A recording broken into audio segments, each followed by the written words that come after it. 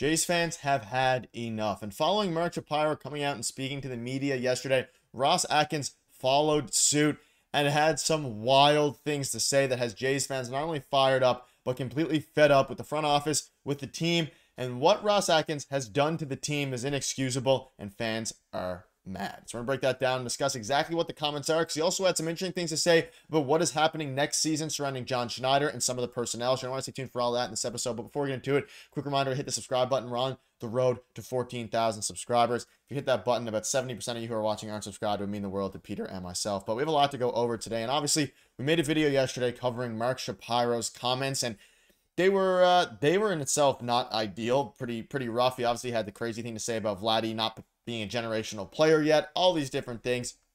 And after he came out and spoke out to the media, Ross Atkins followed suit and had some interesting things to say. Now, obviously, Ross Atkins gave some more insight on what the plan is going forward, what kind of moves could be on the horizon for the Toronto Blue Jays, as at this point, every other team, or most other teams, 16 out of the 30 other teams in the MLB are, fighting for a playoff spot. Obviously, a couple of teams got eliminated. The Orioles are eliminated, which is a little crazy. The Astros are eliminated, which is also a little wild. They didn't even pitch Kikuchi, but I digress. There's some things to go over here, and it started with, and there's a lot to go over. Let's start with this. So Blue Jays GM Ross Atkins, first thing he said is the goal remains to win a World Series, and that, quote, I need to take a step in order for us to do that. Now, obviously, he needs to take a step in order for us to do that. The Toronto Blue Jays haven't won a playoff series in a very long time, since 2016.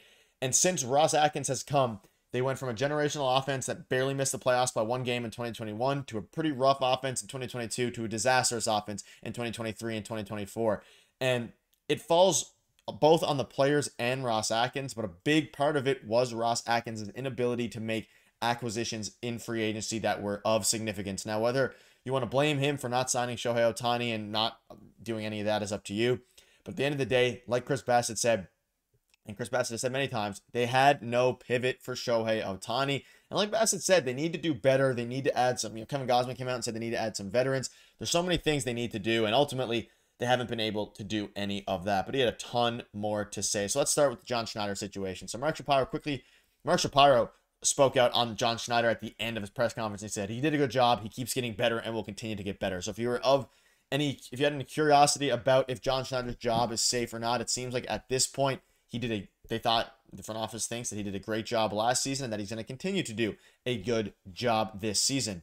Which, I still think that John Schneider had an okay year. I don't think he was put in a very good position. The bullpen completely flared out. The team was very rough. They ultimately had a really rough year. I don't think a lot of that falls on John Schneider. You can blame him all you want for the wild card series last year and the year before that. But when it comes to this year, he did a fine job. But at the same time, he also needs to get better alongside Ross Atkins. Everybody needs to get better from top to bottom, aside from a couple of hand-picked players and coaches. So that's how it started. Now it gets a little bit more interesting. There's a bunch of different things here. And if you want a quick summarization, Keegan Matheson said, beyond the usual additions or restructuring among executives, it doesn't sound like Ross Atkins is making any significant changes to the Blue Jays front office either.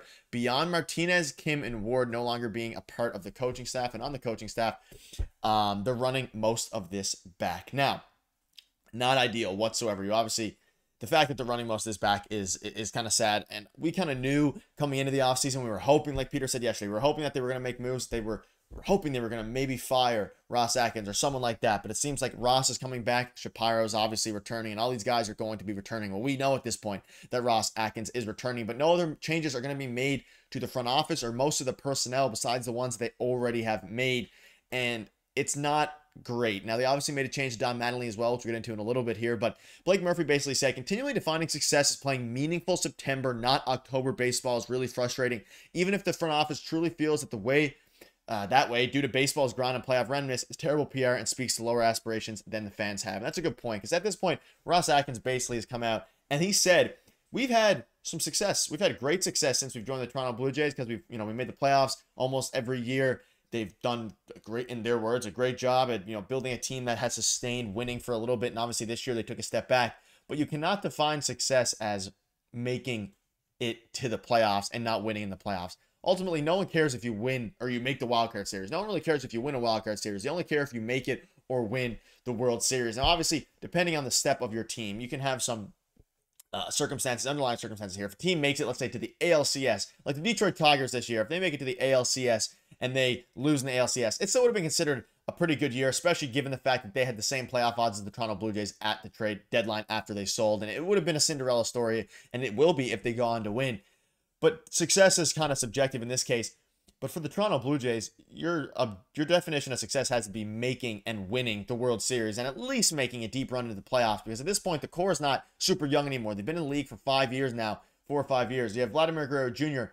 getting not older, he's still in his prime, but entering his prime, and he needs to be able to have these prime years with the Toronto Blue Jays core built around him. They don't even have him or Bichette signed to contracts right now. And Ross Atkins came out and said that one of their, I guess, bigger concerns is signing Vladdy and Bo to long-term deals. They need to get that done, or else the team is going to fall, and it's going to fall very, very fast. And you see this here from Ari Shapiro. Mark Shapiro and Ross Atkins have all the alibis. It was injuries. It was Shohei Ohtani. It was bad luck. It was the process.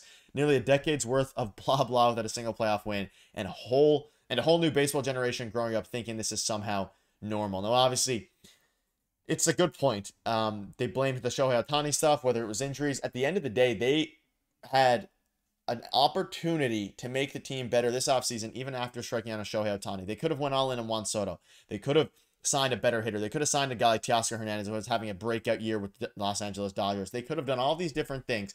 Instead, they decided to pivot and go for guys who have a lower ceiling but a higher floor in Justin Turner, in Kevin Kiermaier. And at this point, Kevin Kiermaier, he's not going to be hitting the ball well at all. And you had a guy like Dalton Varsho in the folds, ready to play center field, ready to win the Platinum Glove, ready to be, and he is the best center fielder in baseball defensively. You sign a guy who's a glove first, defensive-minded first center fielder, in Kevin Kiermaier. That signing always made no sense. Not bringing back Teoscar Hernandez at the deadline the year prior didn't make a whole lot of sense, especially when he wanted to be here, which opened up the door to him signing for a different team in the Los Angeles Dodgers, and then ultimately they decided not to pursue him. So many of his choices and options can be criticized, and his decisions can be criticized.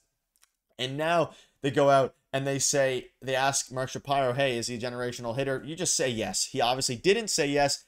And as we know, Vladdy ultimately had a great year last year. You can see this here, like, they seem so out of touch. And at this point, Jays fans are, they're frustrated. They're upset. And it's at the point now where the Jays need to go out and make a big splash. And whether that's a guy like Pete Alonso, whether that's a guy like Teoscar Hernandez, it's going to be very rough. One other thing, they did move Don Mattingly to a bench coach role out of the offensive coordinator role. So I know Peter's not here to hate on Don Mattingly, because he is not a Don Mattingly fan at all, but he is going to be moving into a different role. Bigger role probably, but not with the offense as much. He's going to be a bench coach. But that'll wrap it up. Let me know in the comments what your thoughts are on this. Obviously, we're going to be covering you all offseason long with the news. There is going to be a ton of it. It seems like it's going to be a very active offseason for the Toronto Blue Jays, and it is one of the most important offseasons in recent memory for the Jays. So we have a cover up to date with that. So make sure you hit the subscribe button. See you soon.